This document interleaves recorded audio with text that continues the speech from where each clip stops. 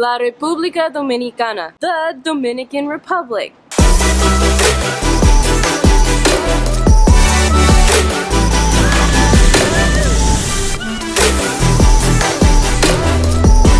Hey, what's going on everyone? It's Marissa. In this video, I wanted to go over my 6-week stay as a digital nomad in the Dominican Republic. It's been a fantastic ride.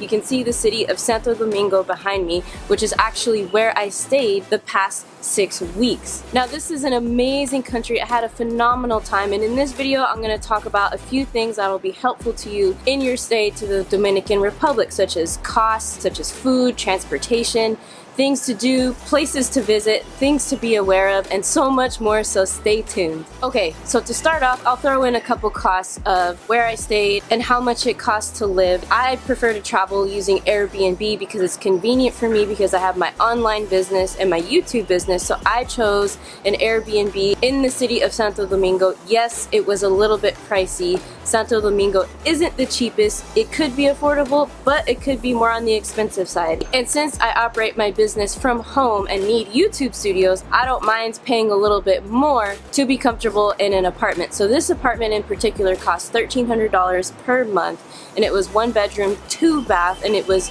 super cool. I was able to organize the furniture and create a few YouTube studios, like 4 different setups where I could film and do my work, and that price included everything. Wi-Fi, I even got an upgrade to 100 megabytes per second for the speed of the internet. As far as transportation and the way to get around the city, I always use Ubers. Uber is much cheaper than taking taxis around here. When you do use a taxi, be sure to negotiate and establish the price before you get into the taxi, so that way there's no surprises. But on average, Uber is at least 40% cheaper than taking taxis around the city. Alright, so now I wanted to introduce you to my first spot that I recommend you visit in Santo Domingo, and that is Zona Colonial. Now, Zona Colonial is a cool area. It's an old area. It was founded in 1498, and it is the largest European establishment in the Americas. It has the first of a lot of things: the first street, the first cathedral. It has the house of Christopher Colon, which is Christopher Columbus's son.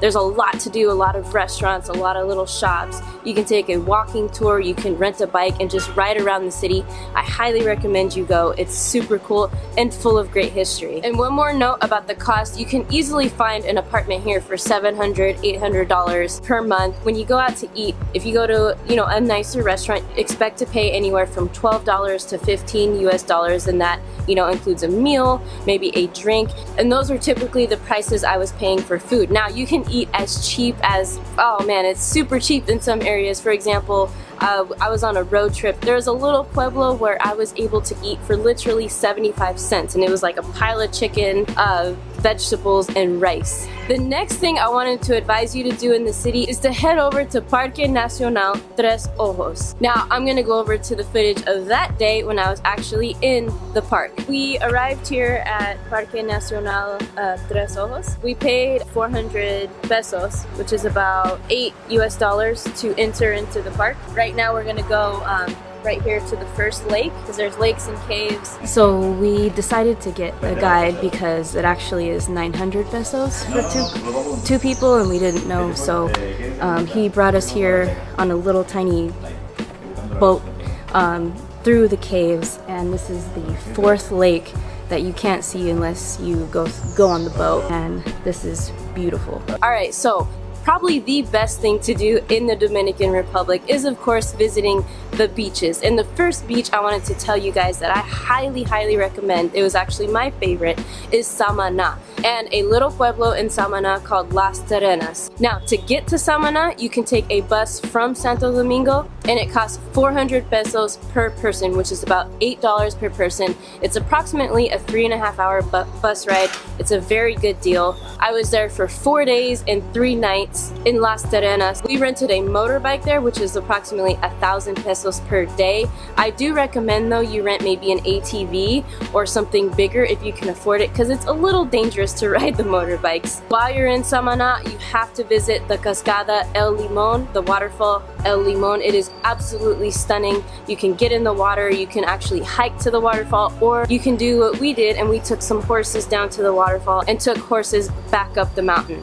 On the second day, we went from Las Terrenas all the way to Las Galeras, which is on the other side of the peninsula of Samana. This was like a 2-hour motorbike ride one way, and it was kind of dangerous and kind of scary, but well worth it when we got to the beach in Las Galeras. And on the last day of our stay in Samana, we actually just chilled out at one of the local beaches called Playa Bonita. It was beautiful, the water was crystal clear, there was white sand and the sand was not very rocky, so it was really nice. You could just chill at the beach all day and relax. Alright, so the next beach I recommend is Barahona. Now that is on the southern part of the island and it's about a 2.5 hour, 3-hour drive from Santo Domingo. We actually rented a car for this trip because we didn't find any buses that go over there. The pricing of the rent-a-car was kind of high. It was like $27 a day, but it was well worth it because you can't really take Ubers over there or get taxis over there. It's very rural.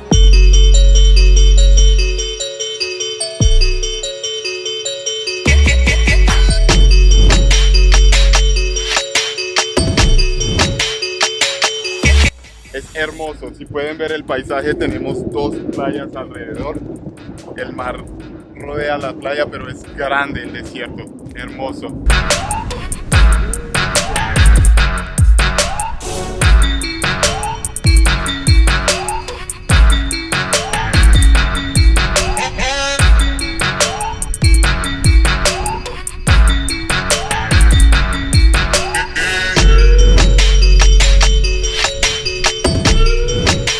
The beaches are phenomenal, but I gotta warn you, the sand is very, very rocky. So when you go into the water, your feet might get hit with rocks.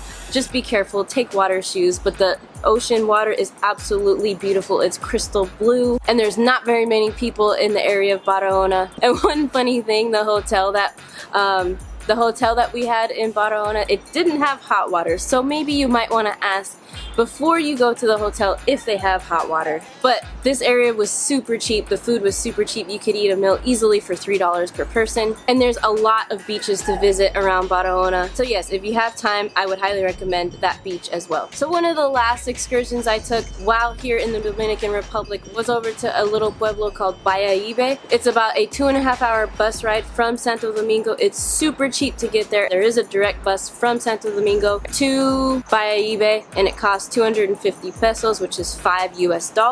We actually went with some friends and it was super cool. We got a condo hotel at a resort, and that resort had everything you could need. A bunch of food, restaurants, it had 2 pools, it had a private beach access, the water was phenomenal, and I was super pleased with my stay at that resort in Bayahibe. Now, one of the main things to do if you're staying in Bayahibe, La Ramona, or Punta Cana is to go to the island Sanoa, or Isla Sanoa. This is a very, very, very popular island, has been featured in a ton of movies, and I can definitely see why. This was probably my favorite beach out of all of them. Now you can take from Bayahibe, there's tours that you can take.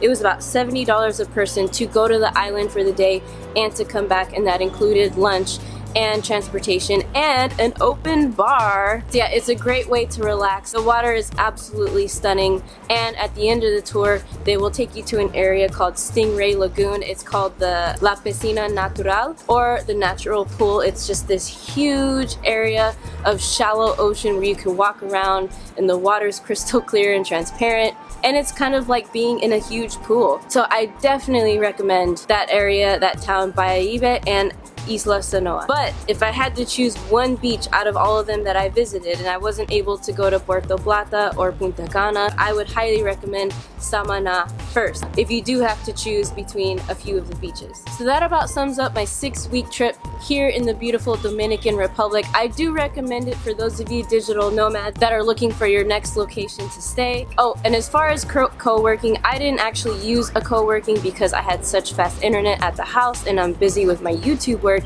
but I do recommend a couple co-working spaces called Ches Space, freeworking.do, and cooffice.do. Now you can look those up on Google and and get the pricing, times, and hours of those places. Also, for the gym, I actually do CrossFit, and the CrossFit gym here was $90 a month, which is significantly lower than the CrossFit gyms in the US, but they do have like Orange Theory, they do have Planet Fitness, and those types of gyms that have the same pricing or a little bit less than those gyms in the US. Let me know in the comments if you have any questions at all about anything I went over, and of course, if you haven't already, subscribe to the channel for more digital nomad tips and travel tips for your online business. I'm Marissa Romero. I will see you guys in the next video. Boom. Take care.